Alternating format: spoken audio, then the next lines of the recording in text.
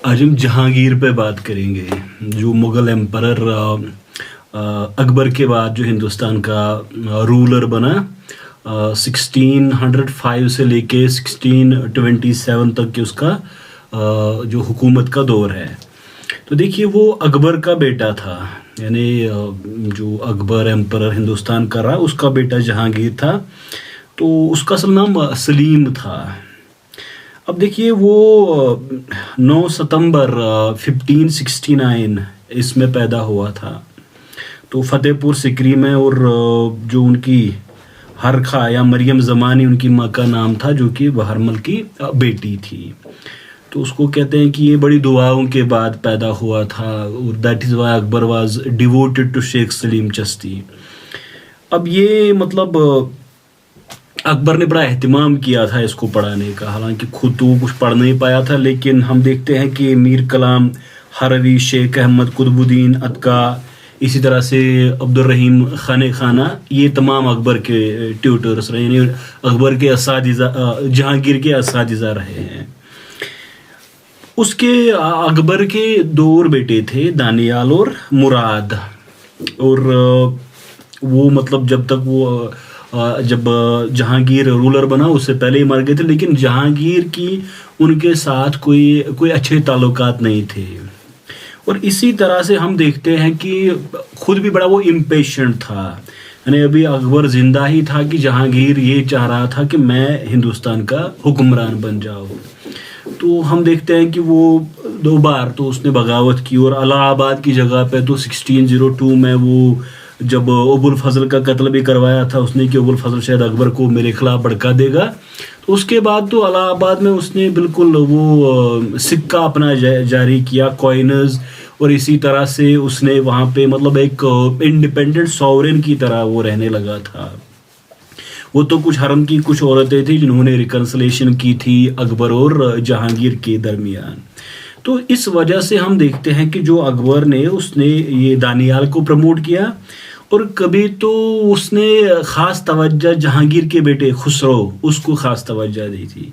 यानी हालांकि वो अपने बाप का फेवरेट था, चहेता बेटा था, लेकिन उसके जो मतलब एक्टिविटीज़ थे, ख़ासकर जो वो एक बागी की तरह वो बिहेव कर रहा था।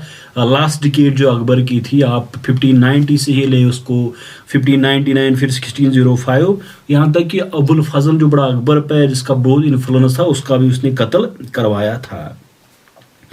अब उसकी खुशकिस्मती थी कि उसके दोनों भाई मर गए थे उससे पहले ही, वरना वो भी उसके हाथों मारे जाते, जो फिर खुसरो के साथ बाद में हुआ। तो 3 नवंबर 1605 इसमें वो आगरा में मतलब उसका जो वो तख्त नशीन होता है, ascended to throne in 1605। अब देखिए, उसका एक मतलब टाइटल जो उसने अपना लिया, जहांगीर, यूनिवर्सल रूलर, सलीम शेख अकबर उसको कहता था। और उसके साथ साथ उसने नूरुद्दीन, हालांकि दीन के साथ कोई उसका खास लगाव नहीं था, लेकिन वो नूरुद्दीन उसका टाइटल था। तो इसमें वो जो फरेजदी अकबर का जो वो कॉन्सेप्ट जिस पे हमने बात की थी, तो उससे वो भी इन्फ्लुएंस था। यानी कि भी एक दीन का नूर है और बड़ा ख़ास आदमी है। और उसी को हम देखते हैं जिस तरह की उसकी पेंटिंग्स बाद में बनाई गई थी, जहाँ पे वो एक मतलब आप समझे कि कोई डिविनिटी उसमें आ गई थी, या वो दुनिया का अभी सबसे मतलब उस टाइम का बेस्ट आदमी था उसके हिसाब से। बल्कि उसने तो जो सफवी रोलर था उसको ऐसे वो पेंटिंग बनवाई थी कि जैसे उसको कोई बच्चे से वो खेल रहा था, बिल्कुल छोटा उसको बनाया था अपनी पेंटिंग्स में। तो एक इम्पीरियल कल्ट उसने भी अकबर की ही तरह बिल्ड किया था जहांगीर ने। और जस्टिस को बड़ा मतलब एक ख़ास उसके बारे में बात करता था। तो हमें ये बताया जाता है कि उसने वो एक जंजीर अदल जिसको कहते हैं चेन ऑफ जस्टिस, वो आगरा फोर्ट से जमुना तक, यानी उसके बीच में ये लगाई थी कि अगर कोई भी अग्रीव्ड पर्सन है, यानी उसको कोई शिकायत है, तो वो उस बेल को हिलाए, इस जंजीर को हिलाए। और उसके साथ साथ 12 ऑर्डिनेंसेस उसके बड़े मशहूर है, वो 12 फरामीन जहांगीर ने जारी करवाए थे। तो पूरा एक इम्पीरियल कल्ट, यानी कि एक मैं ख़ास आदमी हूँ, फिर वो जरोखा दर्शन कि कोई ऑर्डिनरी आदमी नहीं है, और इस तरह से अकबर की तरह वो मतलब बिहेव कर रहा था। अगर आप पॉलिटिकली, अच्छा ये एक बात है कि जो खुसरो था जिसको अकबर ने प्रमोट किया था, पहले तो उसको गिरफ्तार करवाया था जब उसने रेबल किया, और बाद में उसको उसकी आंखें वो मतलब निकाल दी थी, उसने ब्लाइंड करवाया था उसको।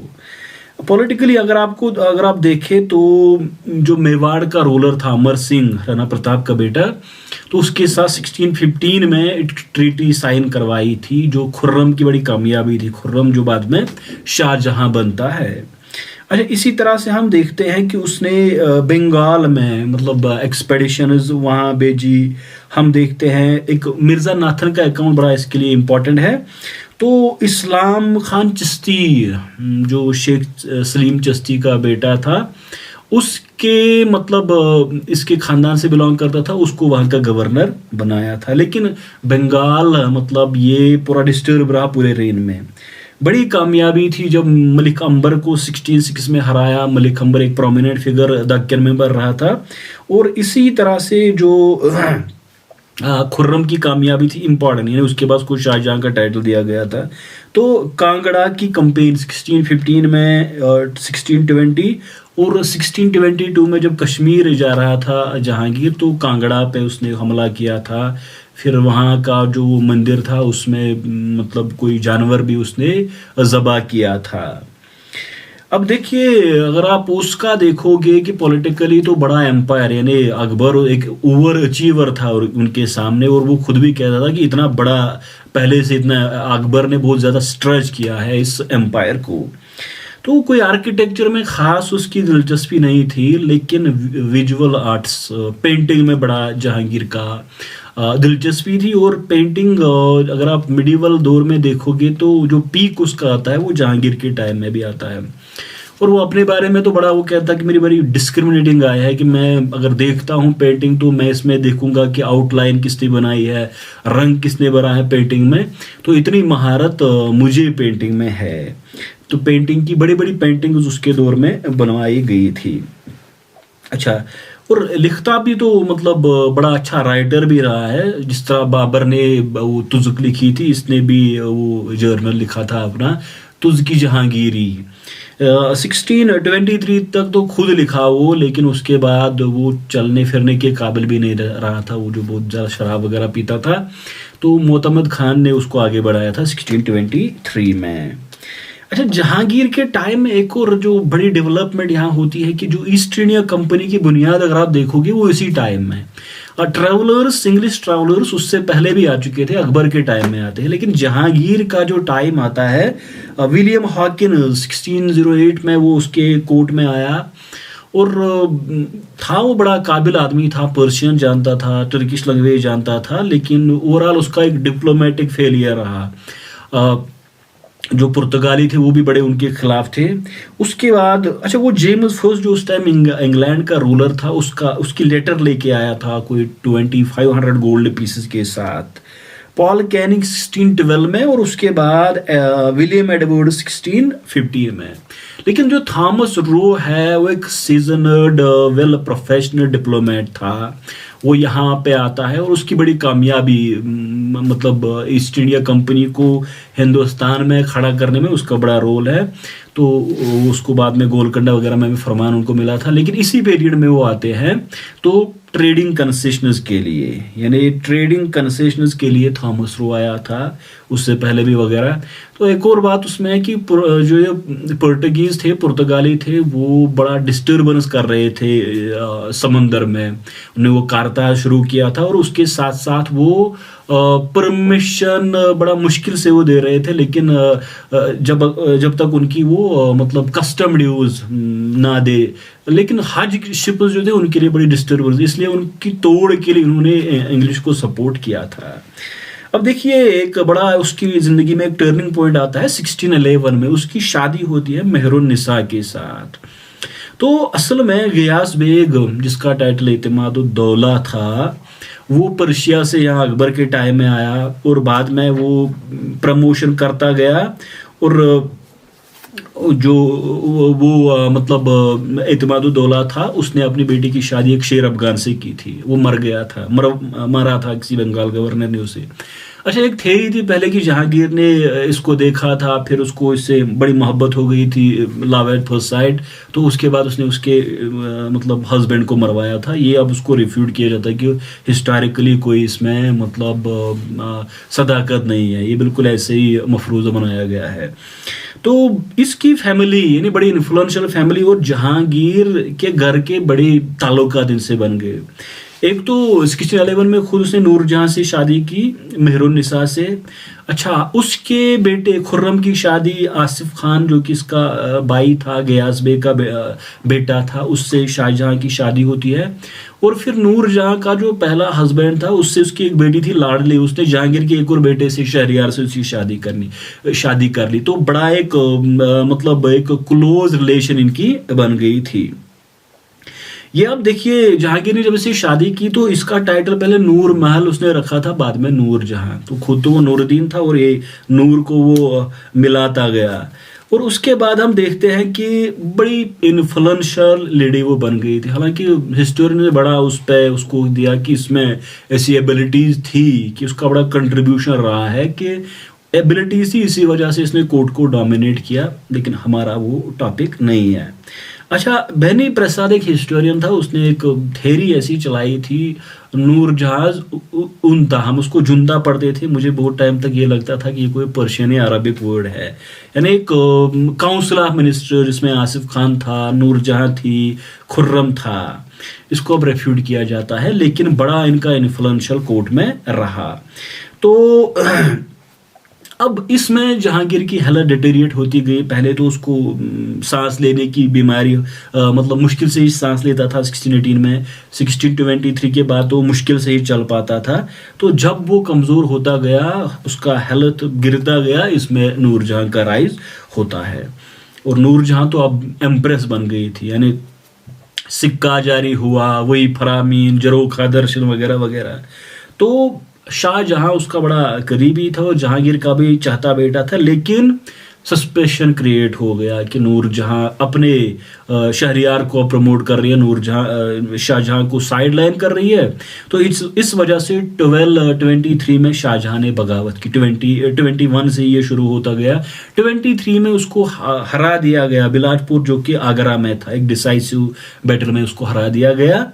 और फिर 1626 में उसको माफ़ी दी गई। लेकिन नूरजहां ने उसे कहा कि आपके दो बेटे दारा और मतलब औरंगजेब वो यहाँ पे रहेंगे, मतलब हमारी आप समझे कि वो कोर्ट अरेस्टेड। तो वही हुआ। और इसका एक बड़ा जो इम्पैक्ट मतलब इसका पड़ा ये मुगल एम्पायर पे, Kandahar was lost to Persians.